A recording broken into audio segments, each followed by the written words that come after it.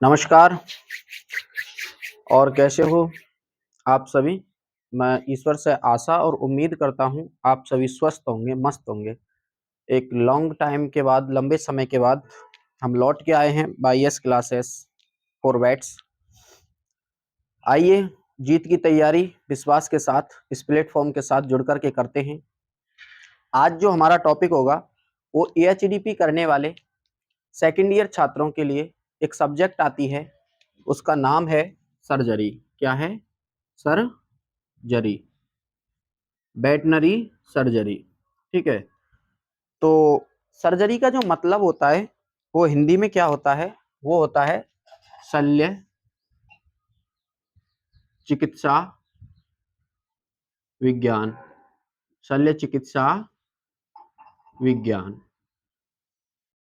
आज जो हम अध्ययन करेंगे वो शल्य चिकित्सा विज्ञान के बारे में पढ़ेंगे कि शल्य चिकित्सा विज्ञान क्या होती है, इसमें हम क्या क्या अध्ययन करेंगे, कैसे कैसे अध्ययन करेंगे, उन सभी बातों की बात करेंगे। इसके साथ में एएचडीपी प्लस गवर्नमेंट एग्जाम में आए हुए क्वेश्चन दोनों के बेस्ड पर हम इस टॉपिक को पढ़ेंगे, इस सब्जेक्ट को हम पढ़ेंगे। एएचडीपी में जिस हिसाब से क्वेश्चन पूछे जाते हैं आपके एग्जाम में और एलएसए में जो क्वेश्चन पूछे जाते हैं उन दोनों की हम यहाँ पर आज हम बात करेंगे। तो आइएगा सर्जरी का एनालिसिस करते हैं, सर्जरी के बारे में हम जानते हैं। सर्जरी जो है वो एक ग्रीक लैंग्वेज का वर्ड है। ग्रीक लैंग्वेज का वर्ड है। किसका? ग्रीक लैंग्वेज का वर्ड है। ग्रीक लैंग्वेज का मतलब, ये जो वर्ड है वो चर रोगिया वर्ड से बना है, जिसमें चेयर प्लस गोरिया, चेयर प्लस रेगोरिया। चेयर का मतलब होता है हैंड और रेगोर का मतलब होता है एक्शन। क्या? एक्शन। इसका जो मीनिंग है, मीनिंग, सर्जरी का जो मीनिंग है, मीनिंग क्या है? मीनिंग है हाथों के द्वारा क्रिया। हाथों के द्वारा क्रिया, हाथों के द्वारा कार्य करना, हाथों के द्वारा क्रिया करना या कार्य करना, यह सर्जरी का शाब्दिक अर्थ है। अब यदि हम इसकी डेफिनेशन की बात करें, किसकी? परिभाषा की। परिभाषा की परिभाषा क्या है? या ये बोर्ड पूरा दिख रहा है क्या? पूरा दिख रहा है ना? तुम सबको सही सही तरीके से दिख रहा है ना? ठीक है। परिभाषा की बात करें हम कि चिकित्सा, चिकित्सा विज्ञान की वह शाखा जिसमें शरीर, शरीर पर चोट लग जाए या घाव हो जाए या असामान्य, असामान्य आकार की, आकार की को शल्य उपकरणों, शल्य उपकरणों की सहायता से या हाथों की कुशलता द्वारा ऑपरेशन करके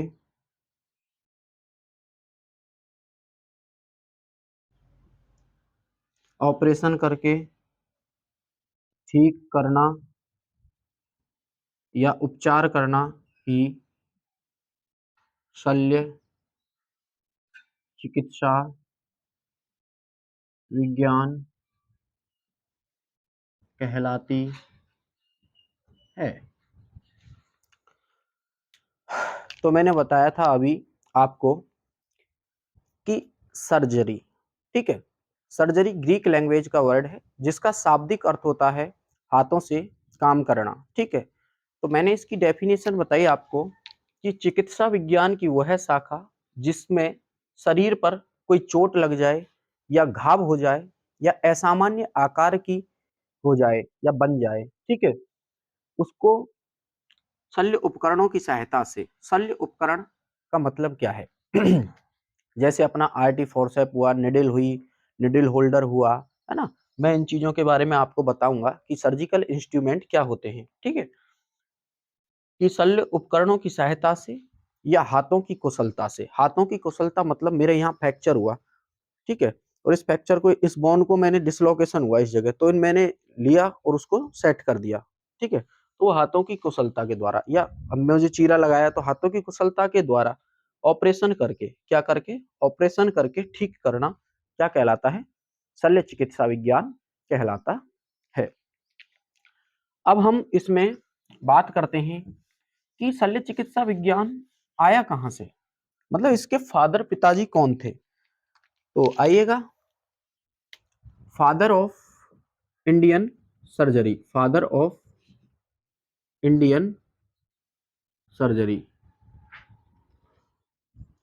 कि शल्य चिकित्सा विज्ञान के पिता जो थे वो थे सुश्रुत। कौन? सुश्रुत जी। कौन थे? सुश्रुत। दूसरा हम बात करें father of modern surgery. Modern का मतलब होता है मॉडर्न, मॉडर्न सर्जरी। मॉडर्न का जो मतलब होता है वो है आधुनिक। शल्य चिकित्सा विज्ञान के पिता तो वो है हालस्टील, HALSTEAL, हालस्टील। कौन है? हालस्टील। और एक और है कि pioneer of antiseptic surgery. Antiseptic surgery के जो फादर थे वो कौन थे? Father of antiseptic surgery, antiseptic surgery. Antiseptic surgery के जो पिता थे वो थे जोसेफ लिस्टर, जोसेफ लिस्टर, जिन्होंने पहला जो एंटीसेप्टिक था कार्बोलिक अम्ल, वो उसके द्वारा सर्जरी संपन्न की थी। तो यहां तक मैंने बात कर ली। इसके साथ हम अब आगे बढ़ेंगे कि परिभाषा पढ़ ली कि इसकी जो सर्जरी है उसके कितने प्रकार होते हैं, कि सर्जरी कितने टाइप से होती है। तो सर्जरी जो है मेनली मेजर सर्जरी और एक होती है अपनी माइनर सर्जरी। सर्जरी के और भी प्रकार होते हैं जिसमें इमरजेंसी सर्जरी होती है, कॉस्मेटिक सुंदरता के लिए की गई सर्जरी कॉस्मेटिक सर्जरी होती है, एक होती है अपनी इलेक्टिव सर्जरी, एक होती है अपनी लेजर सर्जरी, एक अपनी होती है क्रायो सर्जरी। बहुत सारे प्रकार हैं सर्जरी के, हम इनका अध्ययन करेंगे आज। चलिएगा,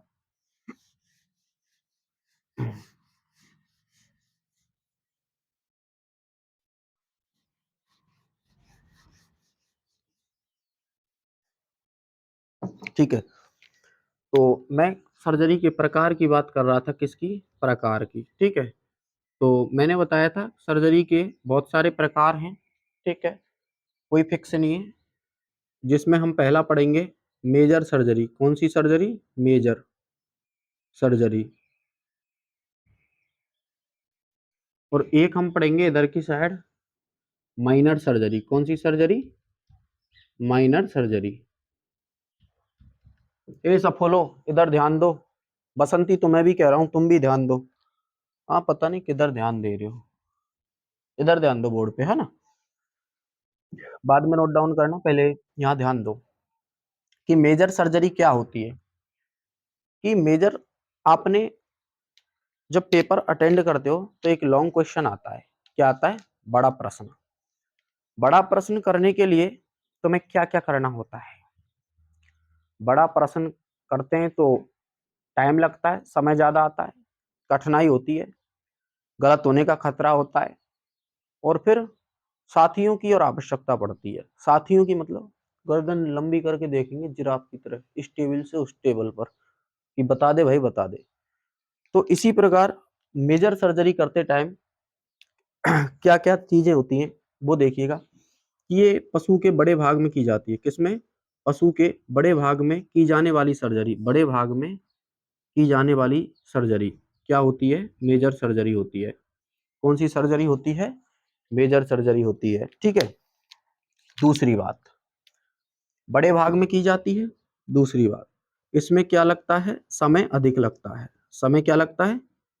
अधिक लगता है। समय अधिक लगता है।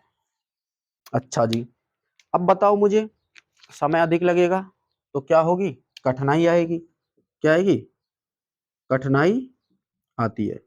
मेजर सर्जरी करते समय क्या आती है? कठिनाई आती है। ठीक है, कठिनाई आ गई। कठिनाई आएगी, अब भाई टाइम लग रहा है तो ब्लड बहता है, तो जान का भी क्या होता है? खतरा होता है। किसका खतरा होता है? जान का खतरा। जान का खतरा। जान का खतरा होता है। क्या होता है? जान का खतरा होता है। अच्छा जी, जान का खतरा हो गया। फिर हम इसमें एक बात करेंगे कि इसमें मुख्य चिकित्सक के साथ, किसके साथ? मुख्य चिकित्सक मतलब डॉक्टर के साथ सहायक चिकित्सकों की भी आवश्यकता होती है। किसकी? मुख्य चिकित्सक के साथ सहायक, सहायक चिकित्सकों की भी, सहायक चिकित्सक, सहायक चिकित्सक, पशुधन सहायक, है ना, उनकी जरूरत होती है। क्यों होती है? कि जब बड़ी सर्जरी कर रहे होते हैं तो जैसे यहाँ आर्टरी फोर्सेप देना होता है, कोई भी इंस्ट्रूमेंट देना होता है, स्टिचिंग करनी होती है ना, बहुत सारी बातें ऐसी होती है। ठीक है, इसके जो एग्जाम्पल हैं, मेजर सर्जरी के जो एग्जाम्पल हैं, देखिएगा। एक होती है अपनी सीजेरियन टॉमी, सीजेरियन टॉमी। जहां भी टॉमी लग जाए या टॉम आ जाए तो इसका मतलब है काटना। ठीक है, सीजेरियन टॉमी का मतलब होता है दोस्तों कि पेट को काट करके बच्चे को बाहर निकालना। पेट को काट करके बच्चे को बाहर निकालना। ऐसा कब करते हैं? जब डिस्टोकिया का टाइम होता है। डिस्टोकिया मतलब कठिन प्रसव। कौन सा प्रसव? कठिन। जब बच्चा नहीं निकल पा रहा होता है तो जानवर का पेट काटा जाता है, जो मेजर सर्जरी के अंतर्गत आता है। ठीक है, दूसरा देखिए आप, एक होता है सिस्टोटोमी। कौन सी टोमी? सिस्टोटोमी। सिस्टोटोमी। सिस्टोटोमी में क्या होता है? अपना जो यूरिनरी ब्लैडर होता है, यूरिनरी ब्लैडर, यूरिनरी ब्लैडर का मतलब होता है दोस्तों मूत्राशय। मूत्राशय को काटना। क्यों काटते हैं? क्यों ऑपरेशन करते हैं? जब मूत्राशय में पथरी हो जाती है, कुत्ते में बहुत देखा जाता है सिस्टोटोमी। यूरिनरी ब्लैडर में जब पथरी हो जाती है तो तब जो सर्जरी करते हैं उसे सिस्टोटोमी कहते हैं। एक होती है अपनी रूमेनेटोमी। कौन सी टोमी? रूमेनोटोमी। रूमेनोटोमी क्या है? जब पशु बहुत सारी बार क्या है, गाय वाय वो खा लेती है ना पॉलिथीन वगैरह, तो फिर वो डाइजेशन नहीं कर पा रही होती हैं, तो फिर उनका पेट काटा जाता है, रूमेन के वहां से काट करके फिर इन पॉलिथीन को निकालते हैं, तो उसको रूमेनेटोमी कहते हैं। ठीक है, एक होती है अपनी DH, diaphragmatic hernia. DH, diaphragmatic hernia. ठीक है, ऐसे ही मेजर सर्जरी का एक प्रकार होता है डीहॉर्निंग। डीहॉर्निंग का मतलब होता है, हॉर्न का मतलब सींग और डी का मतलब हटाना। सींग को हटाना भी एक मेजर सर्जरी होती है। सींग को क्यों हटाते हैं? काफी बार सींग में कैंसर हो जाता है या फिर कोई ऐसा गैंग्रीन हो जाता है, ठीक है, तब हम डीहॉर्निंग करते हैं। या पशु को आकर्षक दिखाने के लिए भी काफी बार डीहॉर्निंग की जा सकती है। ठीक है, जगह कम, आवाज के लिए कम जगह के लिए भी डीहॉर्निंग की जा सकती है। अब हम बात करते हैं माइनर सर्जरी की। ठीक है, माइनर सर्जरी की हम बात करेंगे तो ये जो है छोटे भाग में की जाती है। इसका उल्टा कर दो, इसमें छोटे भाग में की जाती है। ठीक है, छोटे भाग में की जाती है। समय क्या लगेगा? कम। क्या लगेगा? समय। समय क्या लगता है? कम।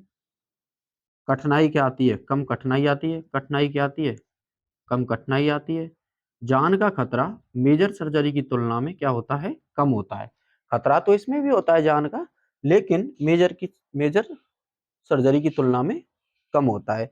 ऐसे ही इसमें सहायक चिकित्सकों की आवश्यकता नहीं होती। एक प्रकार से सहायक चिकित्सकों की आवश्यकता नहीं होती। सहायक चिकित्सकों की आवश्यकता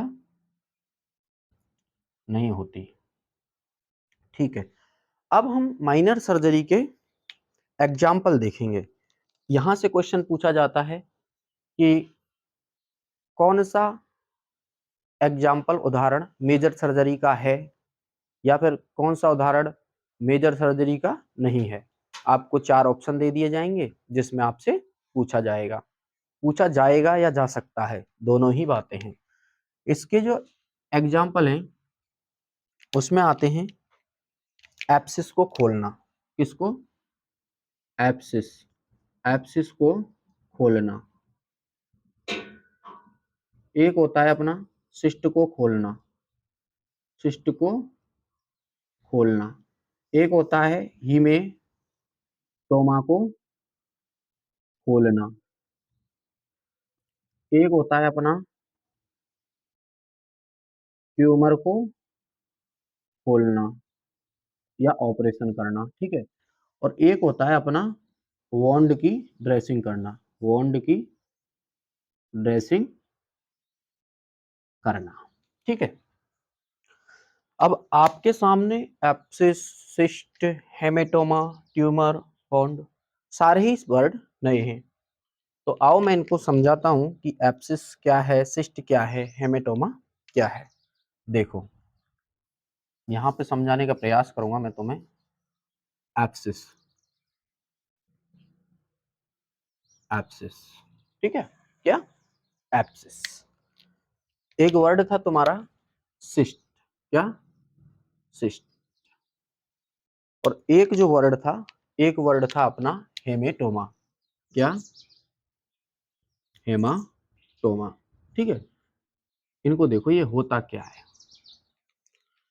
हमारी बॉडी, हमारे शरीर में सामान्य कैविटी है, सामान्य गुहाएं हैं, नॉर्मल कैविटी है।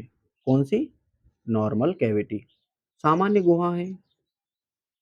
ठीक है, किसमें? बॉडी में।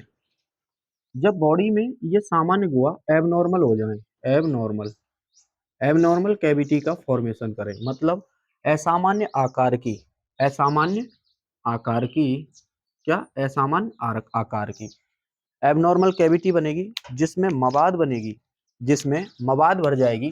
पस, पस, मवाद का भर जाना क्या है? एप्सिस। मवाद का भर जाना क्या कहलाता है? एप्सिस। और अर्ध तरल पदार्थ का भर जाना, अर्ध तरल, अर्ध तरल पदार्थ का भर जाना क्या कहलाता है? सिस्ट। ये कैसे रंग का होता है? भूरे रंग का। कैसे? कॉफी कलर का, भूरे रंग का होता है। इसी प्रकार हेमेटोमा, हेमेटोमा में क्या होता है? क्लोटेड ब्लड, क्लोटेड ब्लड, थक्का युक्त खून जो होता है वो क्लोटेड ब्लड होता है हेमेटोमा में। ट्यूमर, ट्यूमर क्या है? ट्यूमर का भी मैं थोड़ा सा बता देता हूँ। ट्यूमर हमारी जो शरीर है उस पर किसी भी कोशिका की अंधाधुंध वृद्धि, जिस जो कार्य विहीन होती है, वो क्या होती है? ट्यूमर होती है। अब हम बात करेंगे बाउंड की, किसकी? बूंद की। तो इसको मैं रफ कर देता हूं।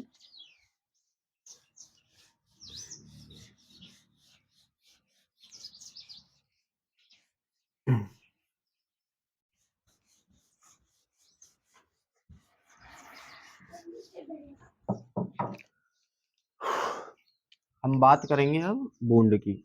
सबसे मजेदार टॉपिक है ये आपका, आज मैं इसी के बारे में चर्चा करूंगा आपसे। बूंद, ठीक है, बूंद। बूंद, इसको हिंदी में कहते हैं क्या? घाव। क्या कहते हैं? घाव। क्या कहते हैं? घाव। बूंद क्या होता है? हमारे शरीर में आपने देखा होगा दो तरीके के क्या होते हैं? ऊतक होते हैं। एक तो होते हैं अपने सॉफ्ट टिश्यू और एक होते हैं हार्ड।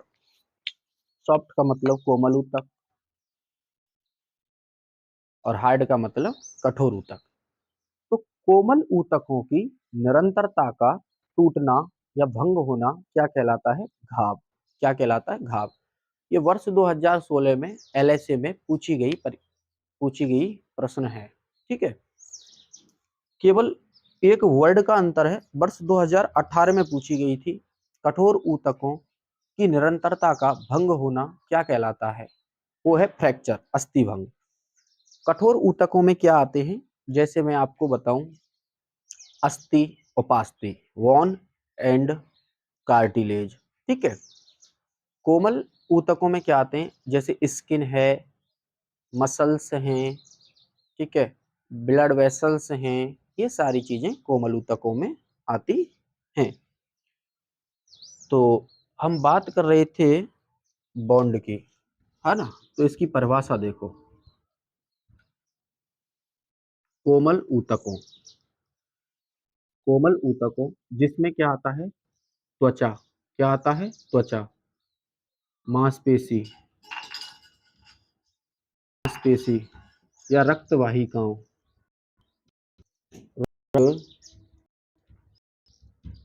वाहिकाओं। कोमल ऊतक की, कोमल ऊतकों की निरंतर निरंतरता। ठीक है, निरंतरता का मतलब है कंटिन्यूटी। कंटिन्यूटी, निरंतरता में कटाव, कटाव का मतलब ब्रेक, कटाव या भंग क्या कहलाता है? घाव। घाव कहलाता है कि कोमल ऊतकों की निरंतरता में कटाव या भंग होना ही क्या कहलाता है? घाव कहलाता है। ये वर्ष 2016 एलएसए परीक्षा में पूछी गई परिभाषा है। और ये EHDP में फर्स्ट सेमेस्टर में 101% पूछी जाती है। ठीक है, EHDP फर्स्ट सेमेस्टर में, ठीक है, सेकेंड ईयर वालों के लिए। इसकी दूसरी ही सिमिलर डेफिनेशन है, थोड़ा सा अंतर है, वो भी देख लीजिए साथ में। कठोर ऊतकों जिसमें क्या आती है? हड्डी और उपास्थि, मेनली हड्डी और उपास्थि। कठोर ऊतकों की निरंतरता में कटाव या भंग होना, कटाव आना या भंग होना क्या कहलाता है? फ्रैक्चर। फ्रैक्चर, फ्रैक्चर का मतलब होता है मित्रों अस्थि भंग होना, अस्थि भंग। ठीक है, ये वर्ष 2018 में पूछी गई थी एलएसए परीक्षा में। ठीक है, और ये EHDP man second year man में शॉर्ट क्वेश्चन में जो 2 नंबर का आता है उसमें, और लॉन्ग क्वेश्चन जो 10 नंबर आता है उसमें पूछा गया था। ये पूछा हुआ क्वेश्चन है जो मैंने आपको अभी बताया है कि अब हम घाव, घाव के प्रकार की बात करेंगे। बॉन्ड आते हैं हम, बॉन्ड, घाव। घाव 2 प्रकार के हैं, एक है अपना क्लोज, कौन सा? बॉन्ड। एक होता है अपना ओपन बॉन्ड, ओपन वुंड। एक क्लोज वुंड, एक ओपन वुंड। मतलब बंद घाव और दूसरा है खुला घाव। कौन सा घाव? खुला। एक तो है अपना बंद घाव, दूसरा है खुला घाव। अब हम बंद और खुले के बारे में डीपली करें।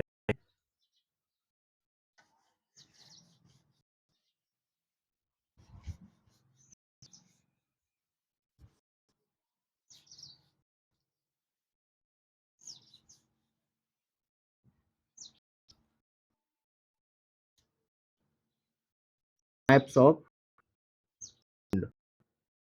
कितने हैं? 2 प्रकार। कौन कौन से बताया था मैंने अभी? एक तो है क्लोज वुंड और एक है अपना वाला ओपन वुंड। ओपन वुंड बताया था मैंने इसका हिंदी अर्थ बंद घाव, ठीक है। और बताया था मैंने खुला घाव। कौन सा घाव? खुला घाव, ठीक है। अब हम यहाँ पे इन दोनों डिटेल पढ़ेंगे, एक्सप्लेनेशन पढ़ेंगे, क्लोज वुंड और ओपन वुंड, ठीक है। क्लोज वुंड क्या होता है, ठीक है, तो देखिएगा। क्लोज वुंड को समझने एक एग्जांपल सेट करते हैं। आपने प्रेमी लोग देखे होंगे, क्या दिल टूट गया, दिखता नहीं है, नहीं दिखता, अंदर ही अंदर प्रभावित करता है चीज को। तो इस प्रकार से क्लोज वुंड की रख सकते हैं हम कि इसमें त्वचा में कोई कटाव नहीं होता, में क्या है, तो कोई कटाव नहीं आता, परंतु परंतु त्वचा के नीचे ऊतकों में, त्वचा के नीचे स्थित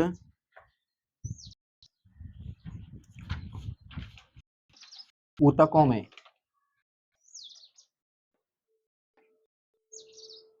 त्वचा के नीचे स्थित ऊतकों को नुकसान पहुंचे,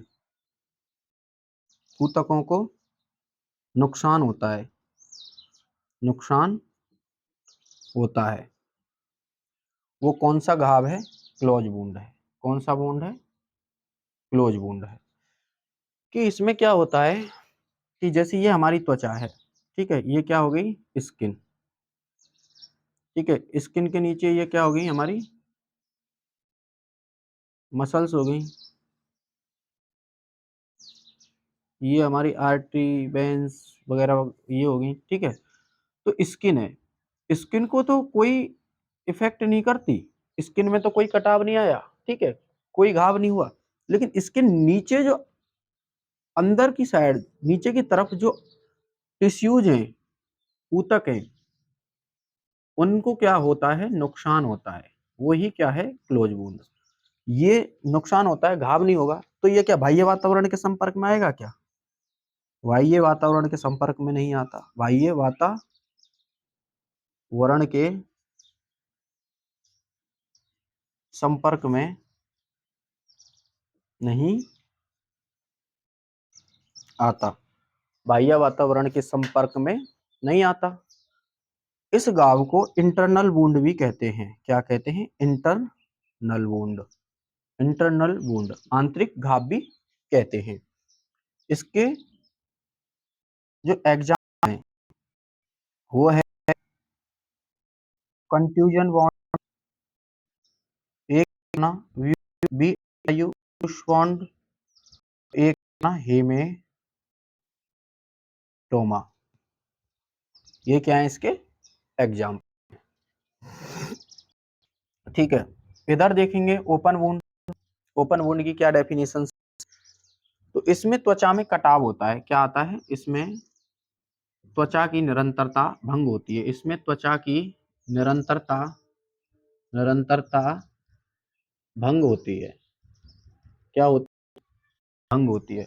इसमें त्वचा की निरंतरता भंग होती है, अर्थात कटाव आता है। त्वचा में क्या आता है? कटाव आ जाता है, ठीक है। ये बाह्य वातावरण के संपर्क में आ जाता है, बाह्य वातावरण के संपर्क में रहता है, बाह्य वातावरण के संपर्क में रहता है, ठीक है। बाह्य वातावरण के संपर्क में रहता है, कौन सा, ओपन वुंड, है ना। इसीलिए इसको क्या कहते हैं, एक्सटर्नल वुंड भी कह देते हैं, एक्सटर्नल वुंड भी कह देते हैं, ठीक है। इसका जो एग्जाम्पल है, जैसे incised wound, punctured wound, lacerated wound, dog bite wound, ठीक है। Incised, punctured, lacerated, dog bite, ठीक है। एसेप्सिस वुंड, सेप्सिस, ठीक है। ऐसे काफी प्रकार हैं इसके, जिनको हम डिटेल से पढ़ेंगे, ठीक है। आपने मेरे से एक क्वेश्चन नहीं पूछा कि सर ये घाव हो, मतलब घाव के कॉज क्या होता है। तो भैया घाव होने के दो कॉज होते हैं, एक तो होता है अपना सर्जिकल कॉज, सर्जिकल, जब हम सर्जरी करते हैं, जब कोई चीरा लगाते हैं तब भी घाव होता है। और एक होता है अपना ट्रॉमेटिक, ट्रॉमेटिक, ट्रॉमेटिक या किसी चोट दुर्घटना, कैसे भी कुछ भी हुई हो, उसकी आघात जिसकी वजह से भी घाव हो सकता है। ये इसका क्या है, कॉज। घाव होने के दो कॉज हैं, एक तो सर्जिकल कॉज हो सकता है, एक ट्रोमेटिक कॉज हो सकता है, ठीक है। तो हमने पढ़ा था बूंद की कोमल ऊतकों की निरंतरता का भंग होना क्या कहलाता है, घाव कहलाता है। घाव का कारण होता है सर्जिकल कॉज, एक होता है ट्रोमेटिक कॉज, ठीक है। फिर मैंने आपको बताया था इसमें कि सर्जिकल कॉज क्यों और ट्रोमेटिक कॉज कैसे। सर्जिकल, जैसे हमें सिस्टोटॉमी करनी है, जैसे यूरिनरी ब्लैडर में किसी के क्या है, कैलकुलाई है, कैलकुलाई मतलब स्टोन, स्टोन मतलब पत्थर, किसी के मूत्राशय में पत्थर है तो उसकी सर्जरी करेंगे, सर्जरी करेंगे, ऑपरेशन करेंगे तो चीरा लगाएंगे, चीरा लगाएंगे तो घाव होगा, तो इसलिए घाव हो सकता है। एक होता है ट्रॉमेटिक, हम चल रहे हैं बाइक लेके, बाइक फिसल गई, खोपड़ी फट गई, तो वहां पे हमें घाव हो गया, तो वो ट्रॉमेटिक कॉज हुआ, ठीक है। फिर मैंने बताया कि बॉन्ड के दो प्रकार थे, एक तो था क्लोज बॉन्ड, एक था ओपन बॉन्ड। क्लोज बॉन्ड में मैंने बताया कि ऐसा घाव जिसमें त्वचा की निरंतरता भंग नहीं होती, लेकिन त्वचा के नीचे स्थित ऊतक को नुकसान होता है, ठीक है, वो क्या होता है, अपना क्लोज वुंड होता है। क्लोज वुंड को इंटरनल वुंड भी कहते हैं। मैंने इसके तीन प्रकार बताए थे आपको, एक तो था कंट्यूजन वुंड, एक था ब्रूश, एक था हेमेटोमा। इसी प्रकार मैंने ओपन वुंड बताया था कि इसमें त्वचा की निरंतरता भंग होती है तथा बाह्य वातावरण के संपर्क में आती है, इसे एक्सटर्नल वुंड कहते हैं। इसके जो एग्जाम्पल थे, एक तो था पंक्चर्ड वुंड, एक था गन शॉट वुंड, एक था डॉग वाइट वुंड, ठीक है, एक था सेप्सिस वुंड, एक था एसेप्सिस वुंड, ठीक है। ऐसे काफी थे। अब नेक्स्ट बात करते हैं हम क्लोज वुंड। क्लोज वुंड में तीन प्रकार थे क्लोज वुंड के, चलिए देखते हैं क्लोज वुंड को।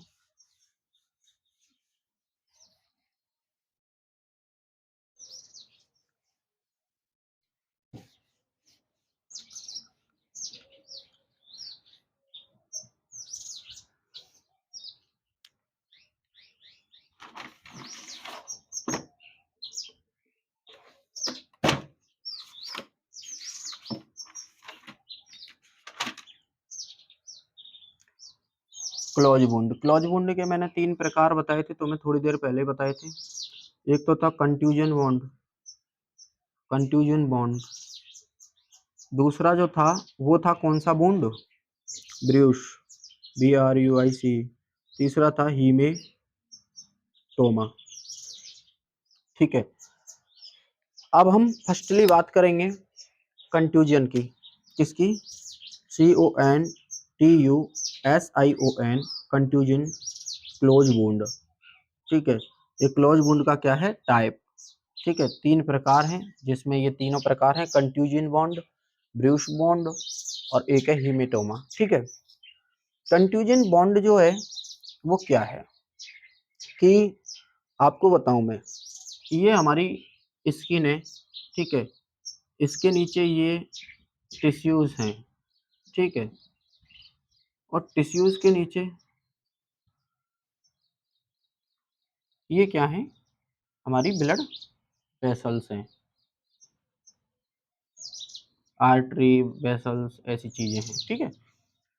तो कोई ब्लंट ऑब्जेक्ट है, ब्लंट, ब्लंट का मतलब है दोस्तों, ब्लंट ऑब्जेक्ट मतलब कोई भोंटा हथियार है, बिना धार वाला हथियार, जैसे लठ है, लठ, लौठी, डंडा, कोई भी चीज है, वो इस हमने त्वचा पे मारा, किस पे मारा, त्वचा पर मारा, तो क्या होता है कि स्किन तो हमारी यहाँ से क्या नहीं होती, कट नहीं होती, प्रहार करते हैं तो स्किन तो हमारी कट नहीं हुई, लेकिन इसके नीचे के जो ऊतक हैं क्या है, टिश्यू, उन उनको क्या हुआ, नुकसान पहुंचा, ठीक है, उनको क्या हुआ, नुकसान हुआ, या फिर इतनी जोर का प्रहार किया, ब्लड वेसल्स फट गई, रक्त वाहिकाएं, रक्त वाहिका फट गई,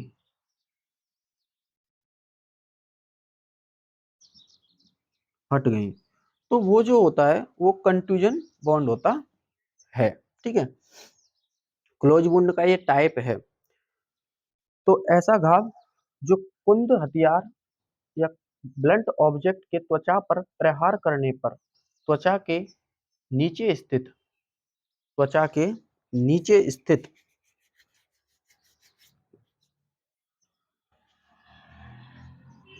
ऐसा घाव जो बॉडी पर, बॉडी पर ब्लंट ऑब्जेक्ट, भोंटा, ठीक है, ब्लंट ऑब्जेक्ट, भोंटा हथियार, ठीक है,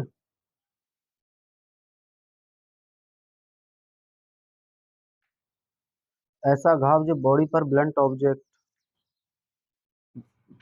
बॉडी पर से प्रहार करने पर, प्रहार करने पर त्वचा नहीं टूटती, क्या, त्वचा नहीं टूटती, लेकिन, लेकिन क्या हो जाता है, त्वचा के नीचे स्थित, त्वचा के नीचे स्थित ऊतकों या वाहिकाओं को हानि होती है, वाहिकाओं को हानि पहुंचती है। मैंने क्या कहा, मैंने कहा कंटिन्यूअस बॉन्ड, कि इसमें जब हम कोई ब्लंट ऑब्जेक्ट है, ये माना कि इसको मान लो ब्लंट ऑब्जेक्ट, ये भोटा हथियार है, इससे मैं मेरी त्वचा पर ऐसे प्रहार कर रहा हूँ, देखो यहाँ तो कुछ नहीं हुआ, लेकिन त्वचा के अंदर जो हमारे टिश्यूज हैं उनको नुकसान हुआ होगा, और ज्यादा जोर से प्रहार किया तो हो सकता है ब्लड वेसल्स फट जाएं, ठीक है, उसको हम कहते हैं कंटूजियस बॉन्ड। ये जो होता है कंटूजियस बॉन्ड, ये जो होता है ये 3 प्रकार का होता है। कंटूजियस बॉन्ड कितने प्रकार का होता है, इसके 3 प्रकार हैं, किस हिसाब से हैं, देखिएगा, ब्लड वेसल्स के अकॉर्डिंग है ये चीजें। एक तो है फर्स्ट डिग्री, कौन सा degree, first degree contusions bond, एक है अपना सेकंड डिग्री, कौन सा, सेकंड डिग्री कंटूजियस बॉन्ड, और एक है अपना third degree, third degree contusions bond. तो देखो, आपने ब्लड वेसल्स में पढ़ा होगा,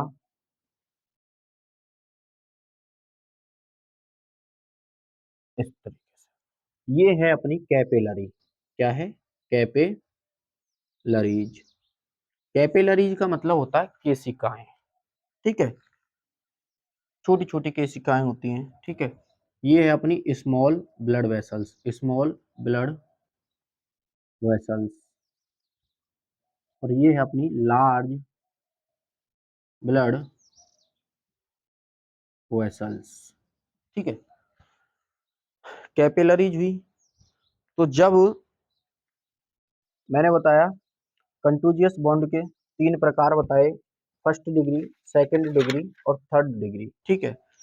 फिर मैंने बताया कि ये जो प्रकार थे, ये हमारी जो ये ब्लड वेसल्स हैं, इनको डैमेज होने के आधार पर टिश्यूज और इनके ब्लड वेसल्स के डैमेज होने के आधार पर, बेसिस पर थे। देखिएगा फर्स्ट डिग्री में क्या होता था वो बताता हूं, कि इसमें जो शरीर के नीचे जो छोटी केशिकाएं हैं, छोटी केशिकाओं के फटने से जो बनता है, फटने से जो घाव होता है, छोटी केशिकाओं के फटने से जो घाव होता है, वो फर्स्ट डिग्री कंटूजियस बॉन्ड के अंतर्गत आता है, ठीक है। सेकेंडली, सेकेंड डिग्री में जो हम बात करेंगे, इसमें शरीर के नीचे बड़ी रक्त वाहिकाओं के फटने से, रक्त में बड़ी रक्त वाहिकाओं के फटने से जो घाव बनता है, फटने से जो घाव होता है, क्या होता है, जो घाव होता है वो क्या है, सेकेंड डिग्री कंटूजियस बॉन्ड। इसी प्रकार थर्ड डिग्री, थर्ड डिग्री में क्या होगा, थर्ड डिग्री में ये दोनों चीज कंबाइंड हो जाएंगे, दोनों चीज कंबाइंड हो जाएंगे। क्या क्या, कि जब शरीर में, किसमें, शरीर में बड़ी रक्त वाहिनिकाओं के फटने के साथ, बड़ी रक्त वाहिनिकाओं के फटने के साथ साथ ऊतकों को भी नुकसान पहुंचे, ऊतकों को भी नुकसान पहुंचे, पहुंचे जो गैंग्रेन का निर्माण करता है, जो गैंग्रेन का निर्माण करे, वो थर्ड डिग्री कंटोजियस बॉन्ड के अंतर्गत आता है। मैंने बताया फर्स्ट डिग्री में आता है कि जो कैपिलरीज, शरीर के नीचे छोटी कैपिलरीज के फट जाने से जो घाव बनता है, वो होता है फर्स्ट डिग्री कंटूजियस बॉन्ड।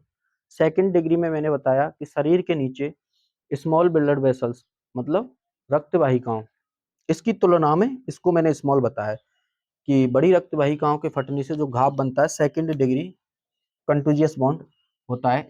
इसका जो एग्जाम्पल है वो है हेमेटोमा। क्या, हेमेटोमा, हेमेटोमा, ठीक है। बड़ी रक्त वाहिकाओं के फटने के साथ साथ जब ऊतकों को भी नुकसान पहुंचे और वहां गैंग्रेन का निर्माण हो जाए, तो वहां थर्ड डिग्री कंटूजियस बॉन्ड होता है। अब तुम्हारे समझ में ये गैंग्रेन नहीं आ रहा होगा कि ये गैंग्रेन क्या समस्या है, तो आओ गैंग्रेन के बारे में मैं आपको बताता हूं।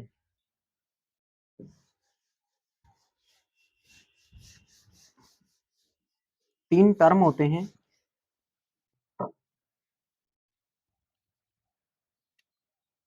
एक तो होता है अपना नेक्रोसिस, नेक्रोसिस, ठीक है। एक होता है अपना गैंग्रेन, गैंग्रीन, और एक होता है एपोप्टोसिस,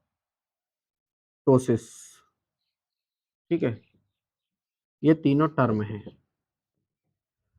नेक्रोसिस क्या है, कि बॉडी में किसी एक कोशिका का मृत होना, बॉडी में किसी कोशिका का, किसी भाग की या किसी कोशिका का मृत होना, शरीर में किसी भाग की, किसी कोशिका का, किसी कोशिका का, मतलब, या ऐसे लिख दो, बॉडी में किसी भाग की एक कोशिका का, एक कोशिका का, एक कोशिका का मृत होना, एक कोशिका का मृत होना क्या कहलाता है, गैंग्रेन। शरीर में जब एक से अधिक कोशिकाओं का मृत होना, एक से अधिक कोशिकाओं का मृत होना क्या कहलाता है? गैंग्रीन। एक से अधिक कोशिकाओं का मृत होना क्या कहलाता है? गैंग्रीन कहलाता है। मैंने तुम्हें बताया कि जब दो या दो से अधिक कोशिकाएं मिल जाती हैं और उनका कार्य समान होता है तो वो संरचना ऊतक कहलाती है। तो यहाँ क्या है, ऊतकों को नुकसान होता है जो गैंग्रीन का निर्माण करता है। गैंग्रीन क्या होता है? नेक्रोसिस, एक कोशिका का मृत होना नेक्रोसिस कहलाता है। एक से अधिक कोशिकाओं का मृत होना गैंग्रीन कहलाता है। और शरीर की सभी कोशिकाओं का मृत होना, शरीर की सभी कोशिकाओं का सभी कोशिकाओं का मृत होना क्या कहलाता है? एपोप्टोसिस कहलाता है। शरीर की सभी कोशिकाओं का मृत होना और एपोप्टोसिस कहलाता है।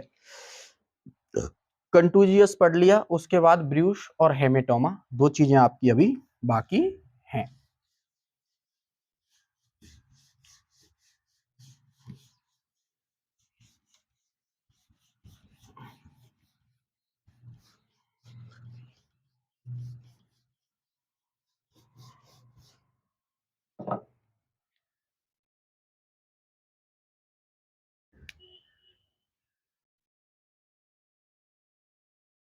ब्रूश वांड, ब्रूश जो अपना फर्स्ट डिग्री था उसको फर्स्ट डिग्री कंटूजियस बॉन्ड था, वो जो बनता है वो ही ब्रूश बॉन्ड होता है। मतलब बॉडी में कैपिलरीज कैपिलरीज के फटने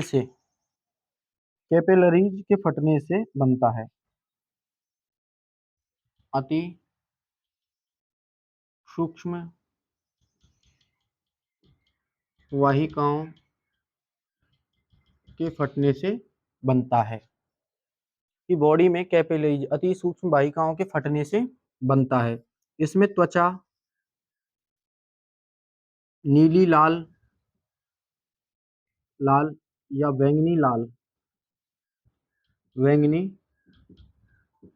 लाल हो जाती है। इसमें जो त्वचा है वो नीली लाल या बैंगनी लाल हो जाती है। काफी बार आपने देखा होगा कि आप बहुत सी बार किवाड़ की कुंडी लगा रहे होते हैं, तब आपकी उंगली आ जाती है तो एक गुब्बारे टाइप से फूल जाता है, वो लाल लाल नीला लाल सा होता है, वो ब्रूश बॉन्ड की कैटेगरी में ही होता है। ठीक है। एक होता है अपना हीमेटोमा। कौन सा? हीमेटोमा।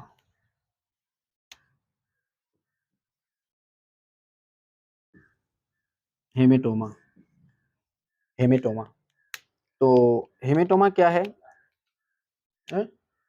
हेमेटोमा हेमेटोमा जो था इसका निर्माण होता है सेकंड डिग्री कंटूजियस बॉन्ड से इसका निर्माण होता है।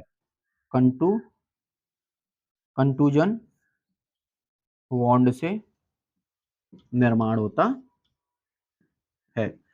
मैंने बताया था सेकंड डिग्री कंटूजियस बॉन्ड से इसका क्या होता है? फॉर्मेशन होता है, निर्माण होता है। ठीक है। इसमें क्या होता है कि शरीर की असामान्य गुहा जिसमें मसल्स स्किन स्किन जो है स्किन के नीचे मसल्स और सबका टिश्यू इनके मध्य में क्या बढ़ जाता है? ब्लड। क्या बढ़ जाता है? ब्लड बढ़ जाता है।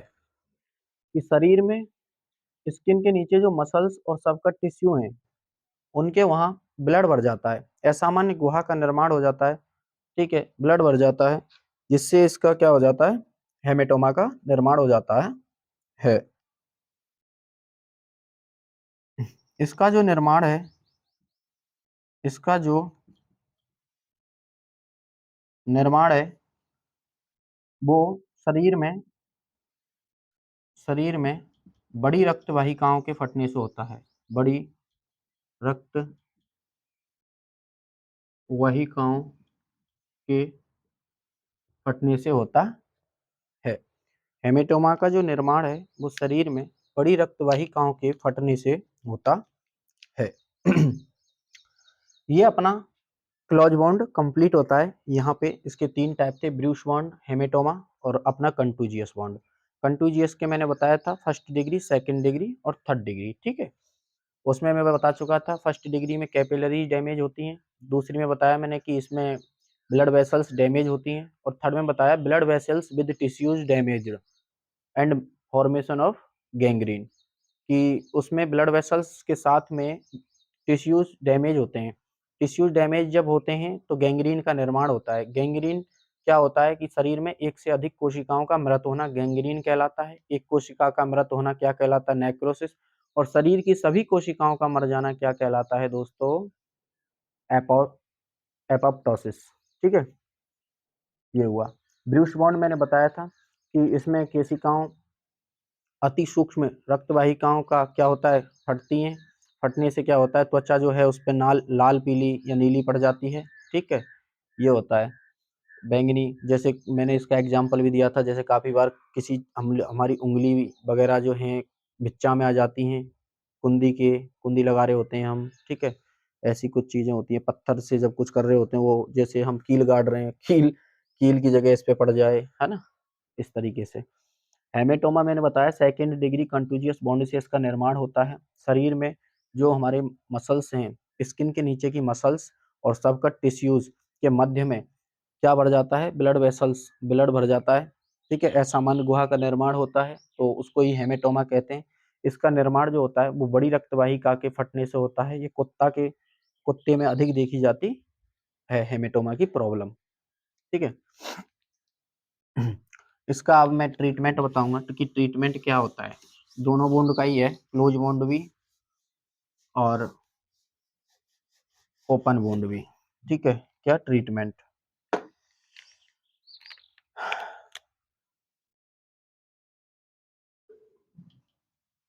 ट्रीटमेंट ऑफ बॉन्ड, है ना। मेनली 3 बातें याद रखो। सबसे पहले वॉशिंग। वॉशिंग वॉशिंग किससे करेंगे हम? एंटीसेप्टिक। एंटीसेप्टिक एंटीसेप्टिक से। वॉशिंग मतलब उसको साफ करना है, धोना है, ठीक है। किससे? एंटीसेप्टिक से। एंटीसेप्टिक क्या होते हैं? ऐसे पदार्थ जो किसी भी सजीव सतह से सजीव सतह से सूक्ष्म जीवों को, लिविंग सरफेस से, ठीक है, सजीव सतह से माइक्रो ऑर्गेनिज्म को खत्म करते हैं। माइक्रो ऑर्गेनिज्म को नष्ट करते हैं, डिस्ट्रॉय करते हैं, वो क्या है? एंटीसेप्टिक कहलाते हैं। एंटीसेप्टिक क्या है? कि वे पदार्थ नहीं, हाँ, ऐसे पदार्थ जो किसी भी सजीव सतह से सूक्ष्म जीवों को नष्ट करते हैं, एंटीसेप्टिक कहलाते हैं। एंटीसेप्टिक में क्या क्या चीजें आती हैं देखिएगा। KMnO4, पोटेशियम परमैंगनेट, ठीक है। पॉविडीन, ठीक है। पैराफिन, ठीक है। और गामा बेंजीन, मेट्रिंडाजोल, ETC, ठीक है। ये एंटीसेप्टिक है। सबसे पहले वॉशिंग करेंगे। दूसरा काम जो हमारा होता है वो करेंगे हम डिब्रिडमेंट, ठीक है। डिब्रिडमेंट का मतलब होता है दोस्तों कि मृत ऊतकों को हटाना।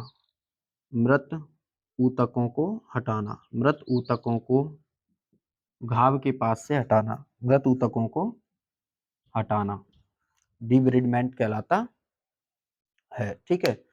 तीसरी जो बात है वो होती है स्विचरिंग। क्या करना? स्विचरिंग। स्विचरिंग का मतलब है कि किसी भी चीज को सिलना। क्या कहलाती है? स्विचरिंग कहलाती है। मतलब त्वचा को सिलना क्या है? स्विचरिंग कहलाती है, ठीक है। स्विचरिंग करना, घाव की स्विचरिंग करना, ठीक है। ये चीजें होती हैं। अब स्विचरिंग करना, तो ठीक है। मसल्स, रक्त वाहिकाओं को बांधना क्या कहलाता है? लाइगेट। क्या कहलाता है? लाइगेशन, लाइगेट है ना, लाइगेशन कहते हैं किसको, रक्त वाहिकाओं को बांध देना, क्या कहलाता है, लाइगेशन, लाइगेट करना है ना। फिर हम इसमें और क्या कर सकते हैं, एनाल्जेसिक, ऐसी औषधियाँ जो दर्द निवारक का काम करती हैं वो एनाल्जेसिक औषधियाँ कहलाती हैं, उसका प्रयोग कर सकते हैं। संक्रमण रोकने के लिए एंटीबायोटिक का प्रयोग भी कर सकते हैं, एंटीबायोटिक का प्रयोग कर सकते हैं। और antiseptic dressing, ASD, antiseptic dressing, dressing का मतलब पट्टी, ठीक है। नेक्स्ट हमारा ओपन वुंड है, उसका हम नेक्स्ट क्लास में अध्ययन करेंगे। आज के लिए इतना ही, ठीक है।